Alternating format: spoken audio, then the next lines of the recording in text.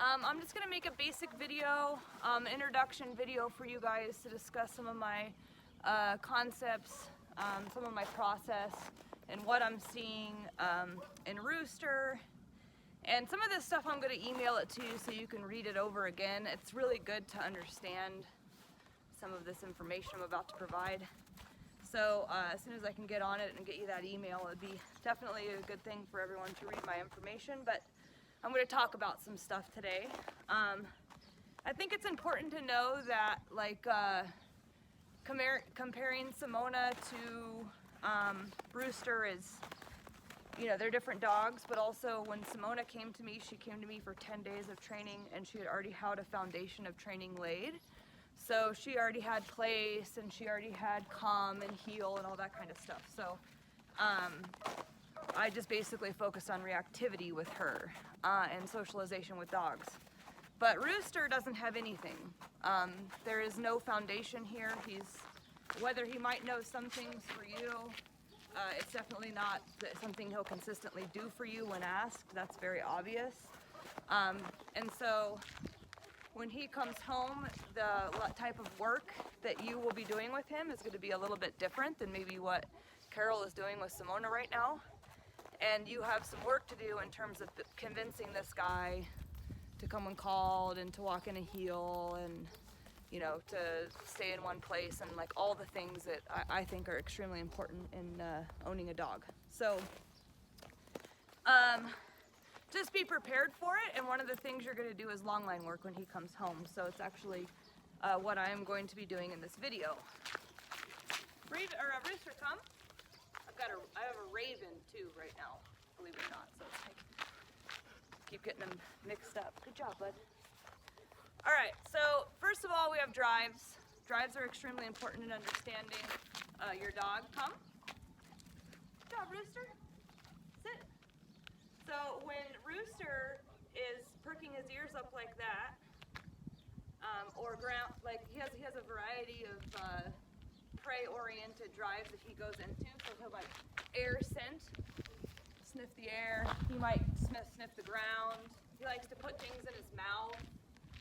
His ears erect frequently. Actually, when he first came here, his ears were almost entirely erect. They were rarely ever soft and laying nicely on his head. And so what this is prey drive. And what prey drive represents is the dog's natural tendencies to hunt. Come. So, you know, we have to remember that even though they're domesticated and they live with us, they're still predators. So when a dog is exhibiting right now, he's air scenting something, he's in a predatory state of mind. He might not be actively hunting a specific thing, but he is in the process that all dogs take while they're hunting. So it's the same exact state of mind. Now, this is an important thing to know because prey drive is actually what tunes the dog out from the handler. So most people would really like it if their dog listened every single time, you know, didn't do certain things like counter surf or jump up on people, walked in a heel, didn't charge things. But at the end of the day, they're actually amplifying prey drive all day long, which basically teaches the dog that I don't actually need to listen to my handler. I'm in a state of mind where I'm supposed to hunt all day. So I don't know if anything that you guys are doing, because I just did a brief intro with you, so I don't know what type of things you do with him, but there are a variety of things that I'll talk about more at the consult that kind of continuously promote this prey drive state of mind. So I have a person coming up my hill right now, and he is staring at it like it's a prey animal. Come. Come. Here. Sit. Good. Let's go. Rooster, come. Hello. Hi, how's it going? Here.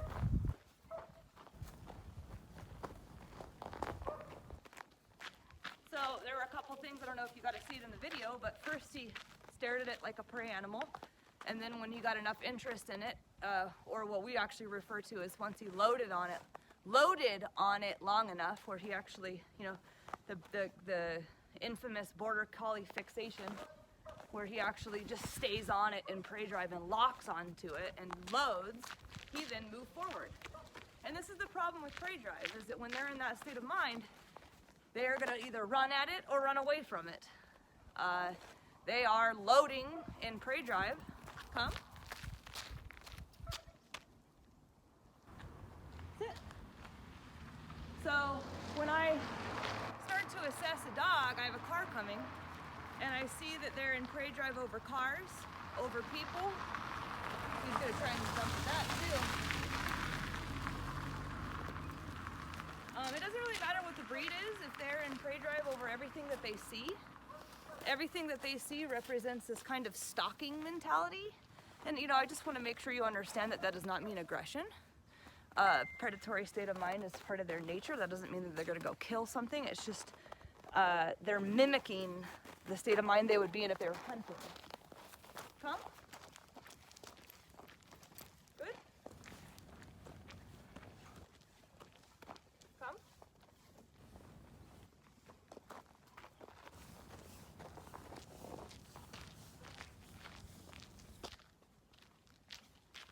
So the average human doesn't understand drives. They don't understand prey drive. They don't understand that prey drive is the primary reason why dogs get themselves into so much trouble. We're not educated on that as a human species. So we actually think that that's just normal, or we normalize it, or we don't even understand what state of mind they're in because we're not taught it. So the problem with prey drive is that the longer they're in it, the more adrenaline they build into their system. So it's crazy because it might be a little bit of adrenaline. Like I would imagine the tiniest bit of adrenaline entered his body when he tried to move towards that human that walked up and down my hill. But when they're hunting, the more they're in that state of mind, the more their adrenaline starts to produce. So when they're in it all day, that means that they're experiencing highs and lows of extreme adrenaline rushes in and out every single day. And that, if a human did that, they'd also have issues. Let's go.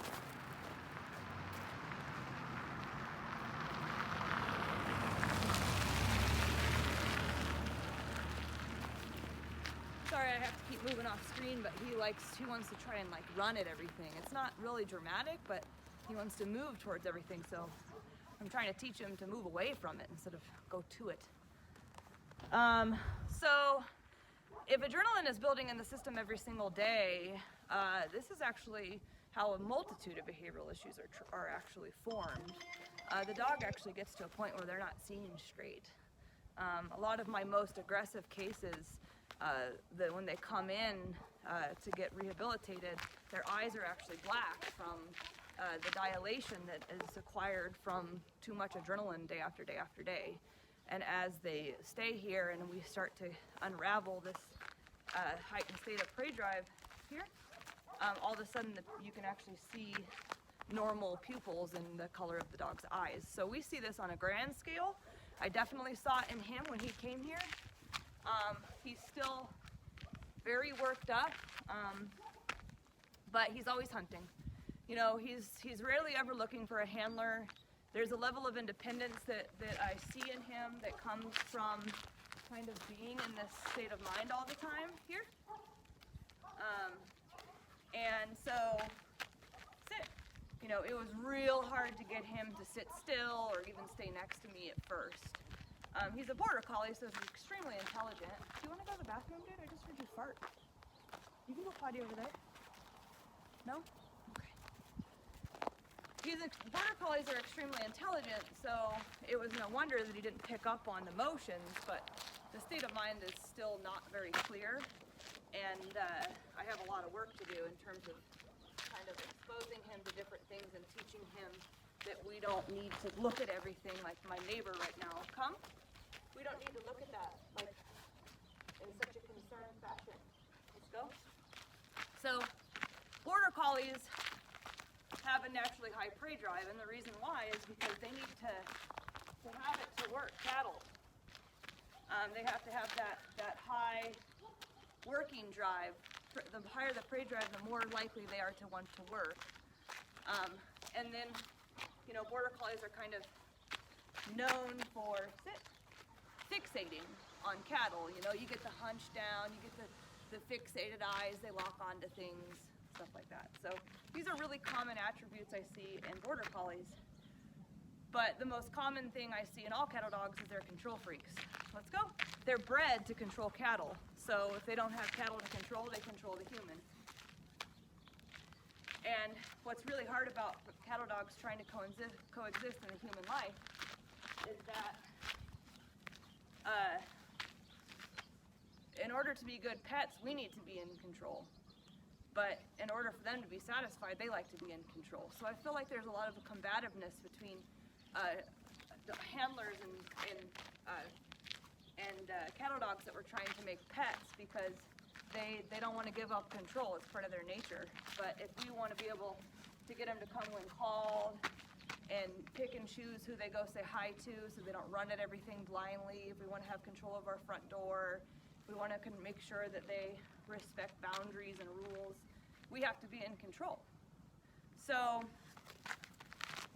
I have to show you how to take control, which is one of the reasons why I'm making a video, because there's no way I'm going to be able to teach you this in 2 training sessions. Come. Here. Come. Here. Sit. Good.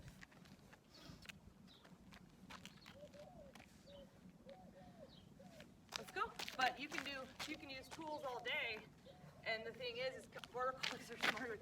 You know, Border Collies are always blown away when they meet me because they can't believe I understand them. They can't believe I can actually read their language, because usually people don't understand their language, and Border Collies are always 5 steps ahead. That's how much they want to control and how intelligent they are. So it's going to take a lot for you guys to convince him that you're in control.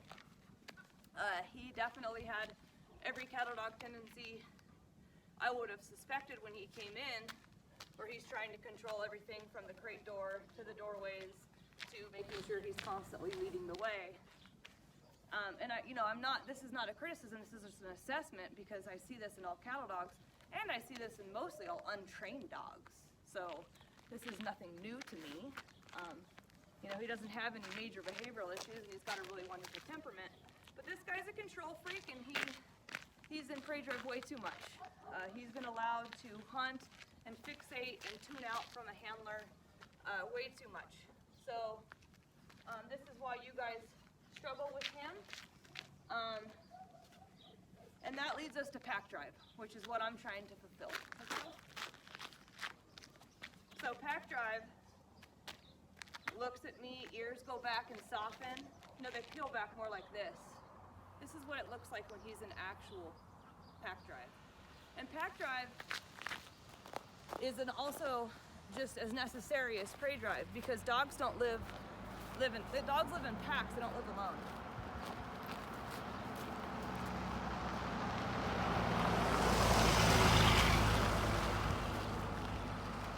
So one thing I see in almost all human dog packs is a dog that is not listening to humans. They're doing their own thing constantly.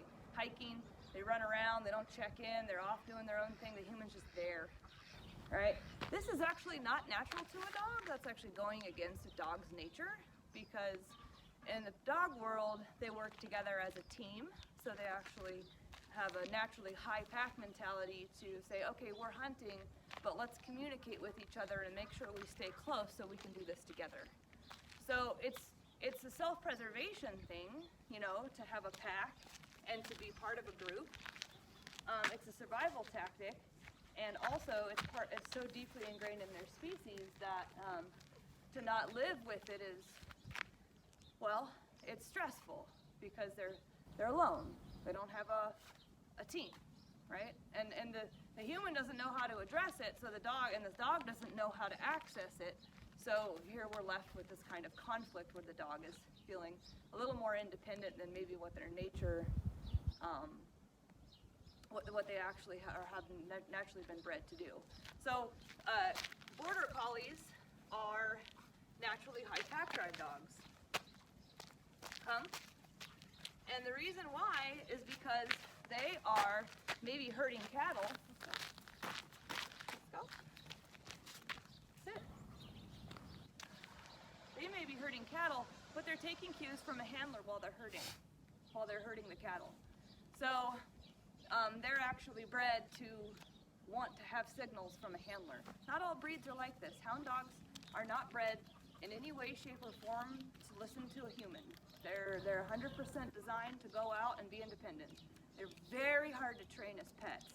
Cattle dogs are easier because that innate pack drive leads them to actually want this connection and want the direction. I find that most cattle dogs are the happiest when they're under constant direction from the handler. Most cattle dogs, in my experience, the less amount of directional cues they're given, or the less they're put in an obedience command, the more frustrated and aggravated they are because they don't have a job. So a lot of people will go, how do we create a job for a cattle dog if this is something that they're so ingrained to do? And it's like, well, if you're constantly putting them in a down stay or a sit stay or place or a heel, and you're kind of constantly giving them direction, this is a job, and you can do it daily. So most people don't want to do that. That's not why people get dogs. But this is how you fulfill a cattle dog, especially a young one that has lots of energy. So that also builds that pack drive tendency up very, very high. And really what we need to do with cattle dogs, and all dogs, is try to make it so that we can get their pack drive at not only as high as we can get it, but hopefully higher than the prey drive. So my long line technique is completely designed around this concept of building a dog's pack drive. That's not hard for them to be in a predatory state, especially if they've been living it most of their life. Come. Here. Good. Sit. Good. Let's go. But the more I kind of take recognition as to what drive the dog is in, he's sniffing, he's moving forward, and he's sticking his ears up, right? He's in prey drive. The more I move that back into my, right there, pack drive, I build the pack drive high. So at first, it really aggravated him. Border collies are extremely intelligent, so I actually understand what I'm doing relatively quickly. And it was very aggravating for him because there's the adrenaline, the heightened energy, the heightened state of mind, the over-arousal. It's a bit addicting, So, and when they've never been told, or shown how to be in a different drive, they obviously have a habit that they have a tendency to want to go back to that brings them a sense of comfort. Well, this is what drives us all nuts in the home, because if they're constantly scanning the environment and hunting all the time like this, they could give two shits about, excuse me, I know your daughter's probably watching this, but they don't care at all about their handler. Right? They're going to run after whatever it is because they're in their own independent mind. Good. So what I'm doing in this activity is I'm switching drives. That's all I'm doing over and over and over again. Every time I move the brain, let's go. Out of that prey drive state, I can do it with a recall. Come. Hey. Here. Sit. Good. Let's go. So when I see this, I basically disengage. I tell the dog, that's not the drive I want you in. I'm not going to move forward if you're in that drive. That's a great way to phrase it. Here. Go. Go. So,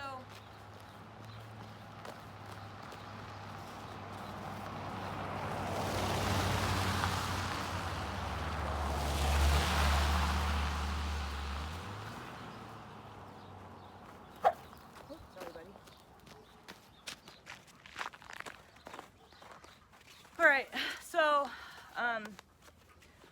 like for instance, a lot of cattle dogs, I want to give you an example because he's starting to really kind of load on vehicles. Almost all cattle dogs I know chase cars. They have this tendency to fixate on cars and run after them. That's because they're in prey drive way too much. They're constantly tuned out from the handler. movement for cattle dog makes them want to chase it just like cattle would. So they're pretty much playing on their own instincts, right? So this actual training is about creating impulse control, building on a strong pack drive that allows the dog to pay attention to the handler more than the outside world, right? We don't have dogs so that they go everywhere but us. Most people want the dog to be with us. But at the same time, we share things with them that teach them to be more external and to look to the outside world more. So when I see that he fixates on a car, when I see that he's fixating on the horses over here, or the chickens over here, or the neighbor that's walking up the hill, instead of, disregarding it or, trying to put him in a sit or something, I'm actually teaching him to move himself away from it.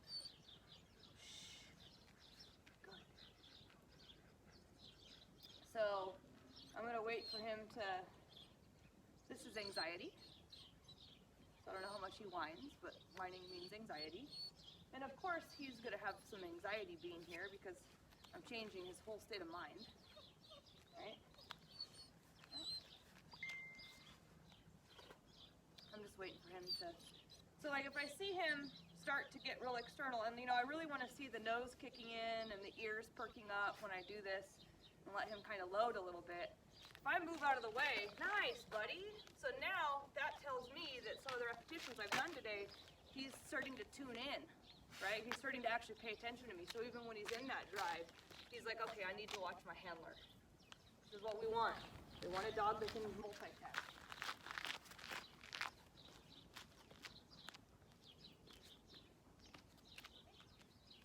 But my long line work is basically designed to say, one, I'm not going to walk with you if you're in prey drive or you're in front of me. So I stop. That's my motion, right? I start walking. What are you going to do? The second I disagree with either the positioning the dog is in, which I disagree with this, right? I don't want the dog's body in front of me at all. I want the head aligned with the leg. So if the head starts to pop out and get in front, or the dog starts to lock and fixate on whatever in prey drive, I usually back up. I stop first, and he's super smart. So when I stop, he's starting to realize that's my way of basically saying I'm not going to be a part of this. I'm not going to be a part of your agenda. I don't know what it is, but we're not chasing things, and you're not going to lead me places, right? So I stop, and he's so smart. He's starting to learn that if I stop, it's in more of his favor to stop with me. Now, if I stop and the dog keeps moving forward, I'm going to do a couple different things. I can do 3 different things, technically. One is back up and recall him. Come. Hey, Rooster. I'm basically taking the opportunity to let the dog get fixated on something, and then I'm practicing calling them off of it. That's a very, very, very valuable tool to have in any dog relationship. You want to be able to call them off anything, set them up for things they want to run towards, back up and call them off it. Come. Good. Here. The other thing I do is I'll stop, and this is going to be an advanced command for you guys. It's very hard at the midweek to get this, but he's in front of me right now. Just a little bit. And he's not going out, but he's also not with me. So I'm going to go here. Sit. Good. Yeah. Let's go. So that's another thing I can do. Third thing I can do is let's go. And now one gets a little more wild. And let's go can be a right turn or a left turn. I love to turn into him because he tries to hurt me with his body. And so I like to use my body to hurt him. So left turn is a big deal. Now I'm going to go into some intricacies of my movement, and then I'm going to wrap this video up. But when I stop and back up, you're not going to let me do it? Okay, we'll do it here. Okay, so when I do it here, I stop. There we go, you're in front. And I swing my left leg backwards here. At the same time, I'm moving the leash across my left leg to lead him over into the here position. Now, eventually, he's going to be e-collar trained. But these motions are extremely important because dogs really, really pay attention to body language. So if you can learn to kind of sweep your left leg out here, and he'll move back with that leg with you, and then put him in the here position, that's how that movement goes. As the training progresses and we're not using the leash, we're just using the e-collar.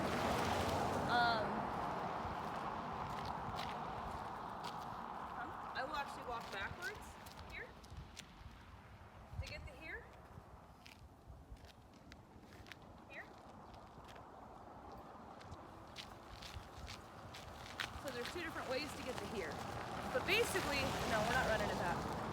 But basically, I'm teaching the dog that I'm going to keep moving backwards away from what he's so adamantly trying to move towards until he commits to me, right? So whether it's a leg kick here, good buddy, or just moving backwards here. Either way, the dog is trying to trudge forward. He's trying to move in front of me, ever so slightly. So by moving backwards, I actually de-incentivize the reason to do that, right? There's no more reason to get in front because she keeps moving backwards.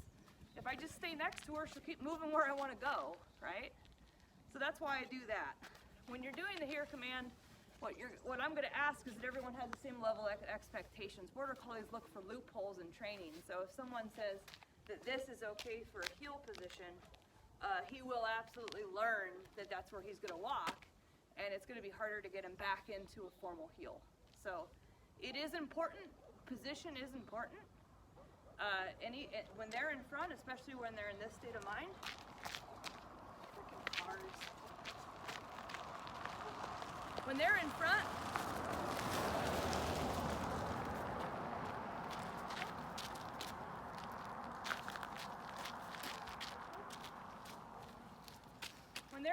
and especially when they're in this state of mind, they're talking shit to everyone in the neighborhood. All the dogs know who's in charge, all the other animals do, humans are the only ones that don't. And you're building up a big ego for him. So basically what he's gonna learn is that he doesn't need to listen, or he can lunge towards things, because he is leading the walk. So position is absolutely important. Right, so we've got backing up into recall, come. Hey Rooster. When I ask a dog to come to me, I want commitment. So I need this, right? I need them to come all the way back to me and sit. They can go into a here sit, or they can come up and face me and sit, but I need the dog's full commitment when I'm doing a recall. Here. Here. Good. And then here, the expectation is that the head aligns with the knee. If the shoulder starts to align with the knee, he's too far in front. So it's going to be everyone's job to stop blocking the very second you see him getting out of position, and then use these different techniques that I'm teaching you in the video to basically realign him with you. So the other one is let's go. This one's harder because he gets a lot more worked up about it. Let's go. But let's go is a little more informal. So it's not so much about staying in a heel as much as just follow me. Hi. Good job, buddy. And I like to do right and left turns. You're going to notice having a border collie, actually keeping him on his toes and kind of not being predictable in terms of when and where and how you're going to turn, because these dogs learn to manipulate quicker than any other breed I've ever worked with. So if you just always go, let's go, let's go, let's go, and that's all you ever do, he will learn to not be with you anymore and just kind of blindly follow those motions and maybe even start turning you himself. Come. Come. Here. Good. Sit. So real quick, what you're going to notice is every time I recall him, every time I put him in a here, every time I put him in a here sit, every time I let's go him, his ears go from this to that weird back position. He's got weird ears. They kind of stick up back here a little bit, but they're more flat. So watch his ears. Come. Good. Sit. See how soft they are? And the forehead is soft too. The forehead gets real soft. It doesn't get as pinched. So every every single time I'm doing that, I'm building up his pack drive because that's the state of mind. Come. Good. That he goes into when I use all these different motions. And there's lots of other things I do to build pack drive, but this is the basics. Come. Let's go. Let's go. And when I'm not making videos, I'm even quicker about it. So I really try to deter this from happening very often at all. Come. Here. Because he needs to learn how to be in pack drive. He's had enough of his adrenalizing, I'm not with you, I'm independent, I do my own thing, I'm gonna hunt and do my own thing mentality. It's time for him to start really starting to tune in. Good job, bud. So this is what I mean by switching drives and building pack drive. Here's the definition of the drives. This is how I work them through it. This is going to be some of the stuff that you're going to need to do when he comes home. A lot of people want to just go, oh, he's e-collar trained and take him off leash hiking. That's not the way it works. He has been in this state of mind with you guys. In other words, you're associated with it. So when he gets back to you, he's going to want to go do all the things he used to do. Come. And that recall is going to start to go to shit, and it's going to be hard to get him to stay on a heel, and he's going to start actually blowing through the e-collar. So it's important that we actually do this drive foundation work with him so that he really starts to focus on you instead of the outside world. Come. Here. And we get that pack drive to be a lot higher than his prey drive. Good job today, bud. So hopefully that was an enlightening and informational video for you. He is doing fairly well, but we do have a long ways to go.